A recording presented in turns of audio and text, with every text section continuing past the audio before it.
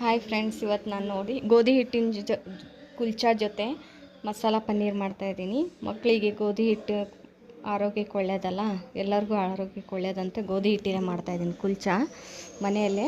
ನೋಡಿ ಫ್ರೆಂಡ್ಸ್, ಈ ಥರ ಆಗಿದೆ ಕುಲ್ಚಾ, ಚೆನ್ನಾಗಿ ಬಂತು. ನೀವು ಒಂದ್ಸರಿ ಮಾಡಿ ನೋಡಿ. ಗೋಧಿ ಹಿಟ್ಟು ತೊಗೊಂಡಿದ್ದೀನಿ ಫ್ರೆಂಡ್ಸ್. ಗೋಧಿ ಹಿಟ್ಟು, ತುಪ್ಪ, ಹಾಲು, ಉಪ್ಪು, ಒಂದು ಸ್ವಲ್ಪ ಅಜ್ವಾನ ಹಾಕ್ಕೊಂಡೆ. ನೋಡಿ, ಹಾಲಿಗೆ ಒಂದು ಕಪ್ ಹಾಲು ತೊಗೊಂಡೆ, ಒಂದು ಕಪ್ ನೀರು ತೊಗೊಂಡೆ. ಈಗ ನಾದಿದೆ ನೋಡಿ ಫ್ರೆಂಡ್ಸ್. ಈಗ ಪನ್ನೀರ್ ಮಸಾಲಕ್ಕೆ ರೆಡಿ ಮಾಡ್ಕೊತಾ ಇದ್ದೀನಿ. ಅಜ್ವಾನ ಹಾಕ್ಕೊಂಡು ನಾದಿದೆ. ಅದಕ್ಕೆ ಈಗ ಉಳ್ಳಾಗಡ್ಡಿ, ಟೊಮೊಟೊ, ಮೆಣಸಿನ್ಕಾಯಿ ಒಂದೆರಡು, ಅಜ್ವಾನ, ಏಲಕ್ಕಿ, ಒಂದೇ ಏಲಕ್ಕಿ ಹಾಕಿದೆ ಫ್ರೆಂಡ್ಸ್. ಅಜ್ವಾನ ಮಸಾಲ ಹಾಕಿದೆ ನೋಡಿ. ಇದು ಪಾಕಿಟ್ ಬಂದಿದೆ ನೋಡಿ, ಅದು ಪನ್ನೀರ್ ಮಸಾಲ ಕಟ್ಟಾಗಿದೆ ಕ್ಯೂಬ್ಸ್. ಈಗ ನೋಡಿ, ತುಪ್ಪ ಹಾಕ್ಕೊಂಡು ಅದಕ್ಕೆ ನಾನು ಸ್ವಲ್ಪ ಖಾರ, ಉಪ್ಪು ಹಾಕ್ಕೊಂಡು ಎಣ್ಣೆ ಇದು